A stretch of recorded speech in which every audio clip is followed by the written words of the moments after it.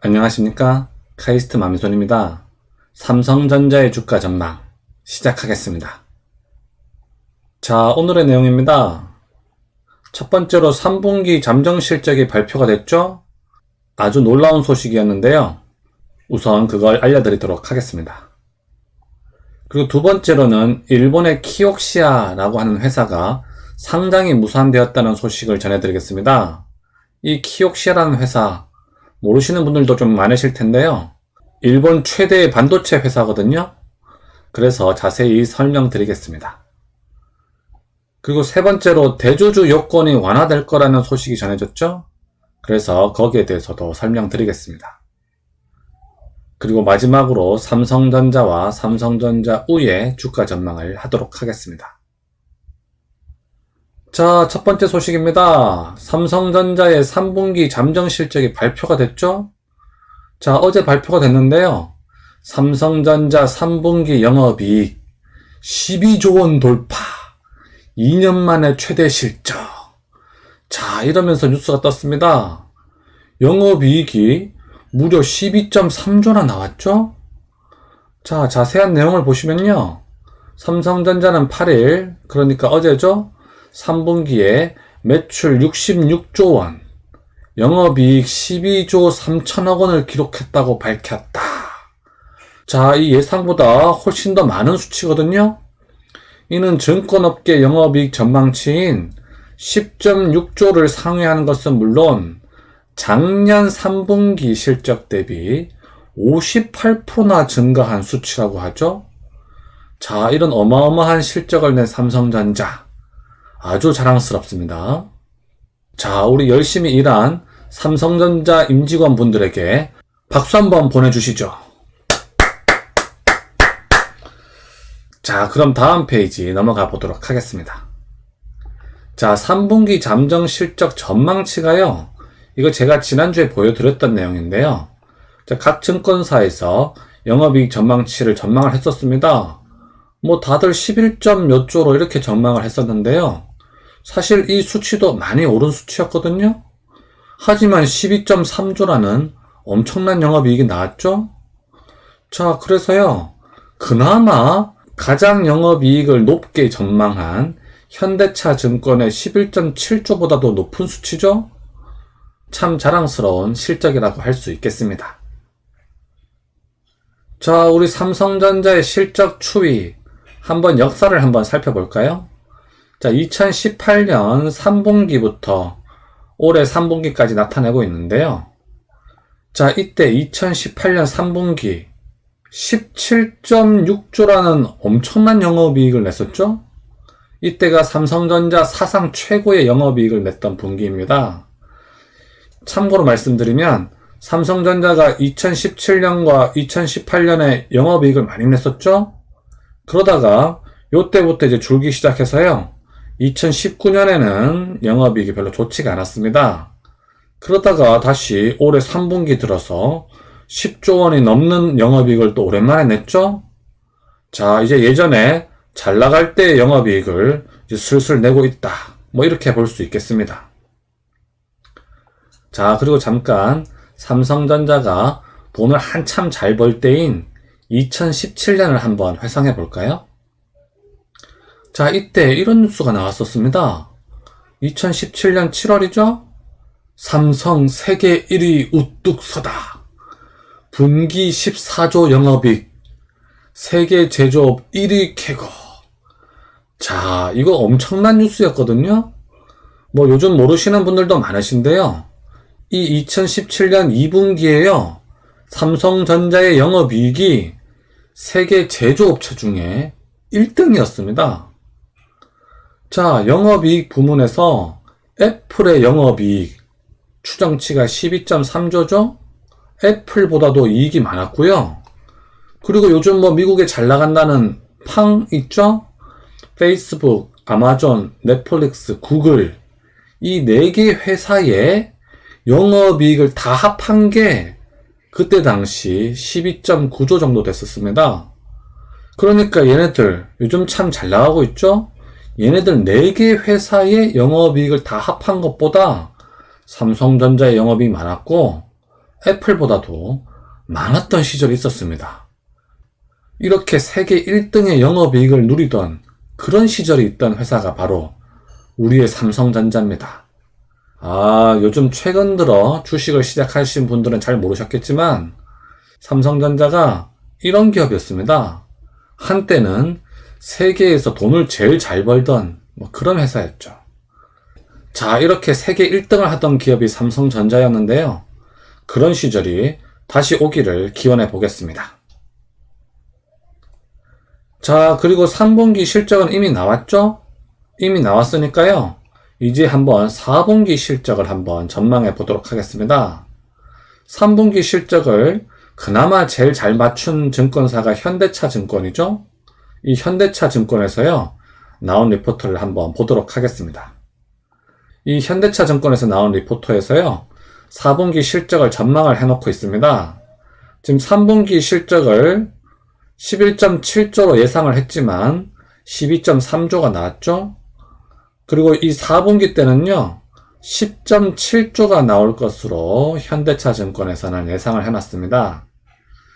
그러니까 현대차 증권은 3분기보다는 4분기의 영업이익이 조금 더 줄어들 거라고 예상하고 있는 거죠. 이런 추세는 다른 증권사도 거의 비슷합니다.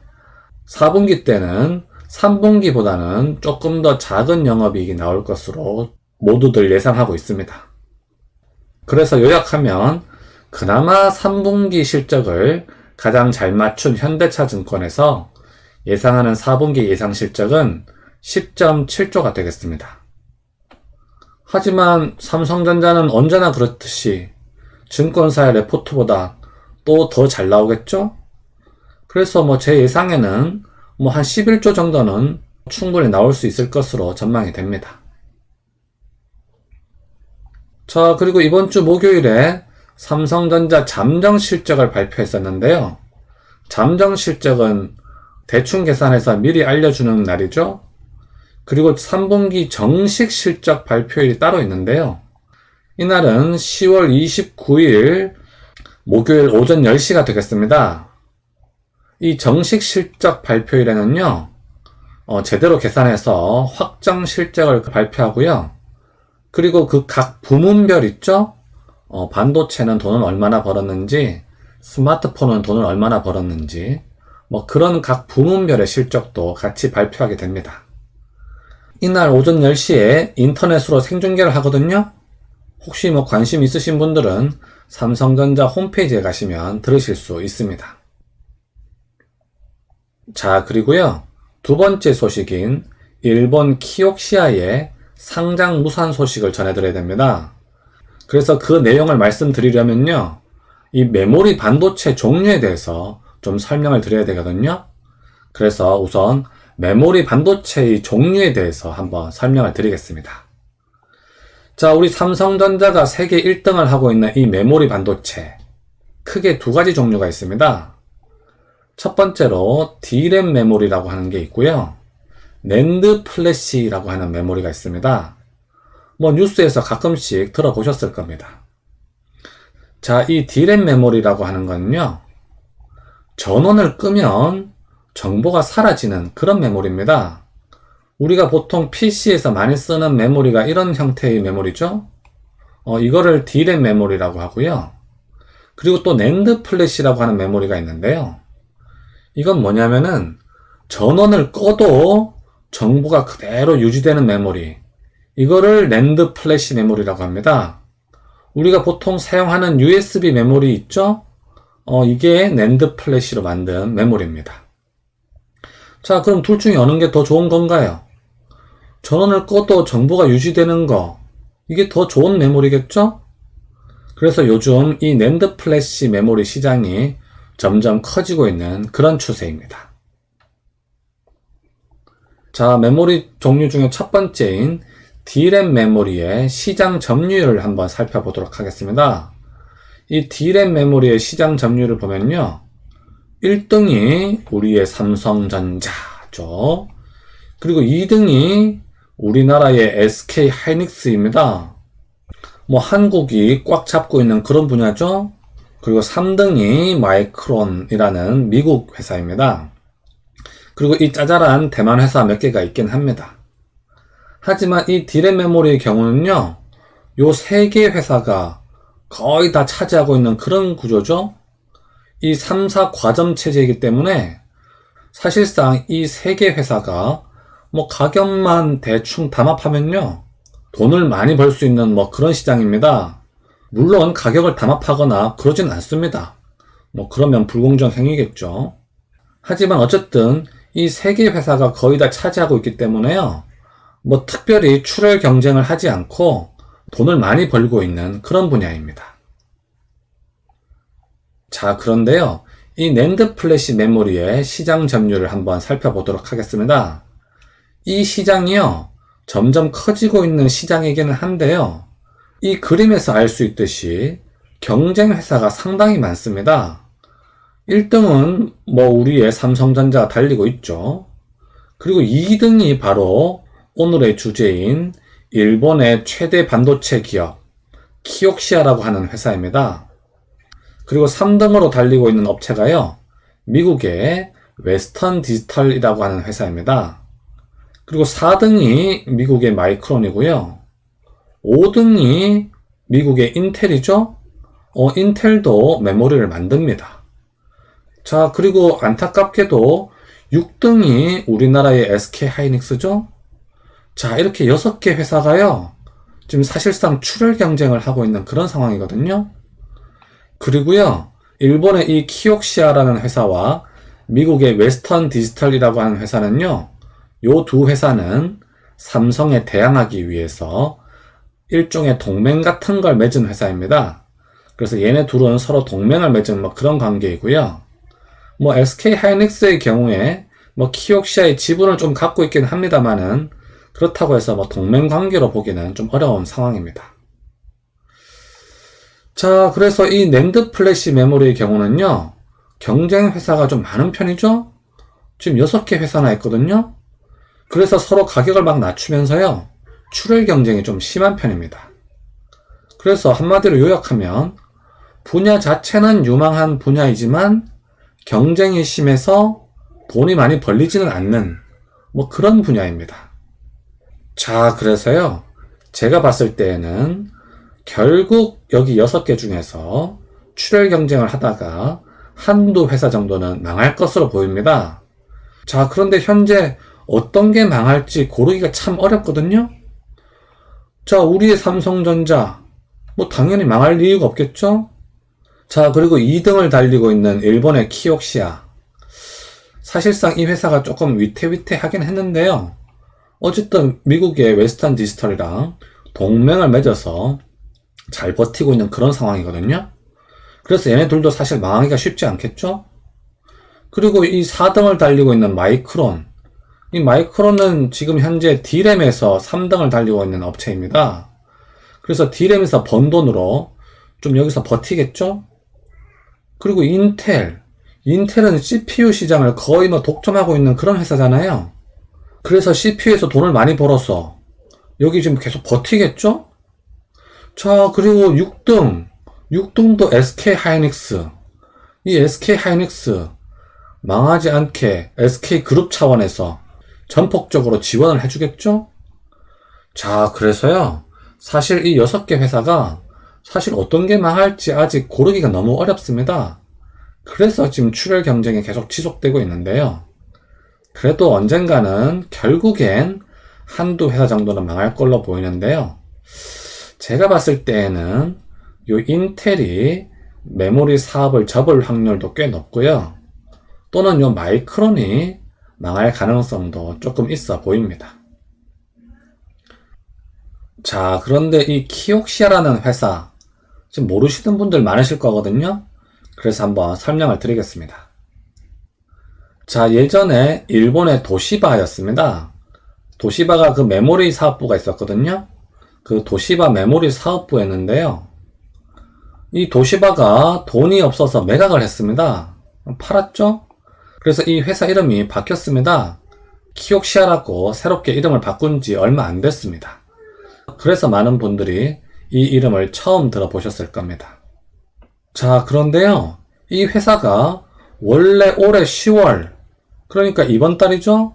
원래 이번 달에 일본 증시에 상장하면서요, 자금을 유치하려고 계획을 했었습니다. 자, 이 상장을 하게 되면은 자금을 좀 유치할 수가 있죠? 그 돈으로요, 설비 투자 같은 걸 해서 1등인 삼성을 타도하자. 이런 목표로 올해 10월에 계획을 했었습니다. 이 회사가요, 올해 일본의 최대 IPO 기업이었습니다. 그러니까 올해 상장하는 회사 중에 가장 덩치가 컸다. 뭐 그렇게 생각하시면 되겠습니다. 자, 그런데요, 이 키옥시아의 상장이 무산이 됐습니다. 자, 뉴스를 한번 보실까요? SK지분 보유, 일본 최대 반도체 기업인 키옥시아, 10월 6일 일본 증시 상장한다. 가 원래 계획이었거든요. 이 원래 계획은요, 10월 6일에 원래 상장하려고 계획을 했었습니다. 그래서 그 상장에 맞춰서 차근차근 진행을 해왔었는데요. SK하이닉스 투자한 키옥시아, IPO 백지화, 미중 갈등 여파, 뭐 이런 뉴스가 떴거든요. 자, 이거 왜 이런 일이 벌어졌냐면요. 자, 우리나라에 최근에 증시 상장한 회사들이 SK바이오팜, 카카오게임즈, 최근에 빅히트 엔터테인먼트까지 뭐 많이 있었죠? 그렇게 증시 상장을 할 때요, 증권사에서 공모가를 산정을 하게 됩니다. 자, 이 기업의 가치를 계산을 해서 그 주가의 공모가를 이제 계산을 하게 되는데요. 이 공모가가요, 너무 낮게 산정이 된 겁니다. 즉, 쉽게 얘기해서 증권사에서 이 키옥시아의 가치를 너무 낮게 본 거죠? 그래서 얘네들이 짜증이 나서 상장을 백지화했습니다. 제가 앞에서 말씀드렸습니다만, 그 낸드 플래시 메모리 시장은 출혈 경쟁을 하기 때문에 돈이 많이 벌리지 않고 있죠? 그래서 증시 상장이 무산되었다. 뭐 이렇게 생각하시면 되겠습니다. 자, 이런 소식이 어떤 영향을 주나요? 삼성을 타도하기 위해서 키옥시아가 이제 상장을 계획을 했었는데 그 상장이 무산이 됐죠? 그러면 삼성전자의 독주는 뭐 계속 지속될 것입니다.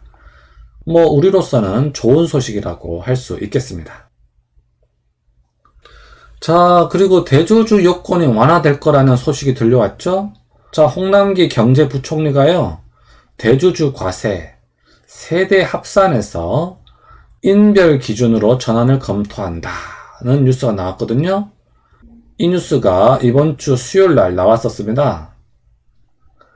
자, 내용을 보시면요, 홍남기 경제부총리가 주식 양도세 과세 대상 대주주 범위를 10억 원에서 3억 원으로 확대하는 대신에 세대 합산에 대해서는 개인별 전환을 검토하겠다고 밝혔다라고 돼 있죠. 물론 아직 확정안은 아님에 유의하시기 바랍니다. 자, 기존의 대주주 요건을 한번 살펴보도록 하겠습니다. 이게 원래 정부에서 계획했던 대주주 요건입니다.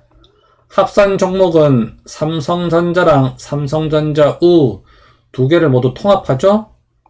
이 내용 질문하시는 분들 많으시던데요. 요거 두 개 합산해서 계산합니다. 그리고 가족이 갖고 있는 주식을 원래 합하기로 했었죠? 직계 존속, 그러니까 내 위로 부모님과 조부모님 포함한다는 얘기죠? 그리고 직계 비속, 내 자녀와 내 손자도 포함한다. 그런 얘기죠. 또 내 배우자. 이렇게 전체를 다 포함해서 금액이 3억이 넘으면 대주주가 되는 겁니다. 기준은요, 올해 연말 기준이었죠. 올해 연말 기준으로 삼성전자랑 삼성전자 우 두 개 합한 주식 금액이 3억이 넘으면 나는 이제 대주주가 되는 거죠. 자, 그럼 이렇게 대주주가 됐을 때요, 세금은 어떻게 내느냐? 양도세를 부과하게 되죠. 주식을 팔았을 때에 그 차익에 대해서 양도세를 부과하게 됩니다. 이 양도세율은요, 22%에서 33%까지 다양합니다. 왜 이렇게 다양하냐 하면요, 차익 금액과 보유 기간에 따라 이 양도세율이 약간 다르거든요. 여기에 대해서는 제가 다음 페이지에 자세히 설명드리겠습니다. 자, 어쨌든 이런 기준으로 올 연말에 대주주를 이제 선별하려고 했는데요. 개인 투자자분들의 반발이 심했죠? 특히 이 합산 가족, 나뿐만 아니라 내 위에 직계 존속, 내 밑에 직계 비속, 그리고 배우자 주식까지 다 합해서 3억이라고 하는 거는 조금 문제가 있잖아요. 그리고 직계 존속과 직계 비속, 배우자, 주식을 얼마나 갖고 있는지 다 더해야 되니까 그것도 사실 쉽지가 않죠? 그래서 정부가 이 부분을 삭제하려고 계획을 밝힌 상태입니다. 하지만 이 금액 3억 원은 그대로 유지될 것으로 전망이 됩니다. 자, 참고로 말씀드리면요. 대주주 양도세율을 제가 조금 더 자세하게 알려드리겠습니다. 이 양도세는 내년 4월부터 시행이 됩니다. 자, 이게 내년 4월부터 시행된다는 거 모르시는 분들 많으시던데요. 대주주인지 아닌지 판가름하는 거는 올 연말에 판단을 하지만 그 대주주가 주식을 팔아서 양도세를 내게 되는 시점은 내년 4월부터 시행이 됩니다. 그래서 올 연말에 3억 원 이상을 가지셔가지고 대주주가 되셨더라도 내년 4월 이전에 파시면 양도세를 내지 않습니다. 자, 어쨌든 이 양도세율을 좀 더 자세히 살펴보도록 하겠습니다. 자, 우선 1년 미만을 보유하게 되면요. 33%라는 가장 많은 양도세를 내게 되고요. 1년 이상 보유했을 때에 그 양도 차익이 3억이 안 되면 22%의 양도세율을 내게 됩니다. 그리고 1년 이상 보유하고 양도 차익이 3억을 초과하게 되면요.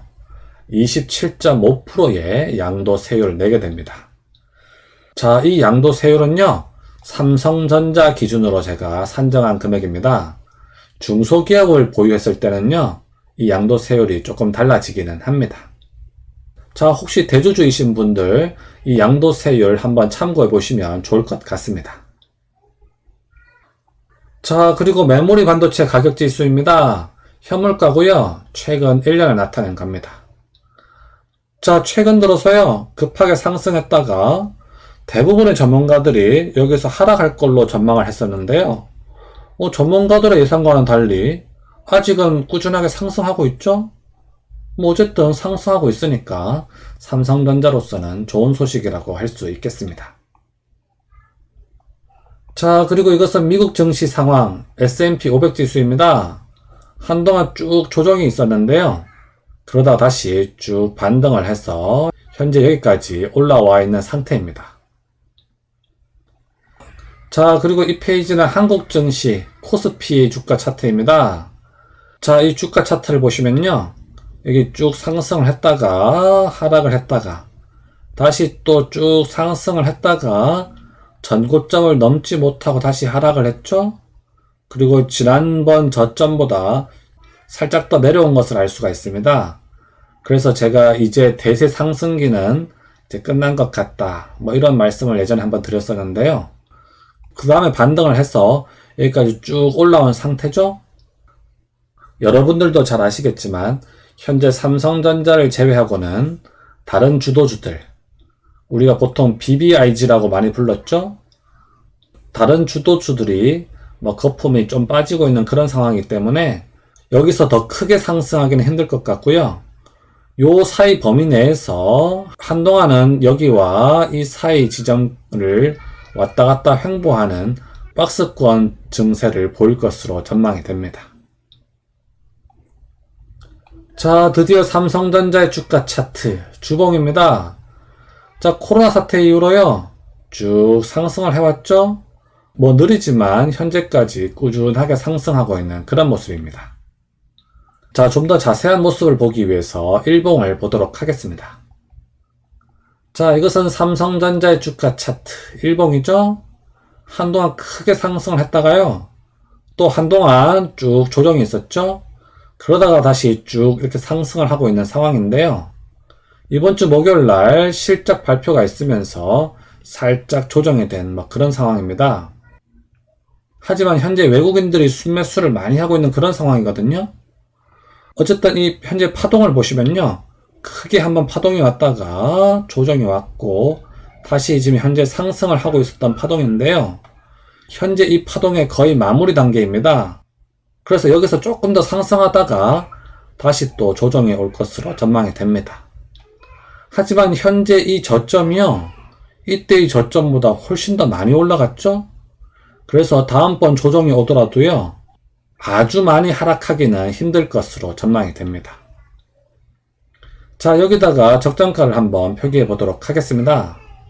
적정가는 59,000원, 이 지점이죠? 현재 적정가보다 좀 올라간 상황인데요. 다음번 조정이 와서 이 적정가 밑으로 내려가면은 좋은 매수 타이밍이라고 할 수 있겠습니다. 자, 삼성전자의 외국인과 기관의 매매 동향을 살펴보겠습니다. 자, 이 외국인 같은 경우에요, 한동안 쭉 팔더니 최근 들어서 이렇게 순매수가 많이 들어오고 있죠? 이번 3분기 실적이 좋으면서요, 외국인들의 매수가 이렇게 많이 증가를 했습니다. 하지만 국내 기관의 매매 동향을 살펴보면요, 수요일날 샀다가 목요일날 실적 발표하면서 이렇게 쭉 팔았죠? 이 국내 기관의 단타 성향, 매번 있었던 일이죠? 실적 발표 전날에 샀다가 실적 발표일에 파는 이런 단타적인 성향을 계속 보여주고 있습니다. 하지만 현재 이 외국인의 매수가 계속 들어오고 있고, 삼성전자의 실적이 예상보다 좋았죠? 그래서 향후 주가의 흐름이 나쁘지는 않을 것으로 전망이 됩니다.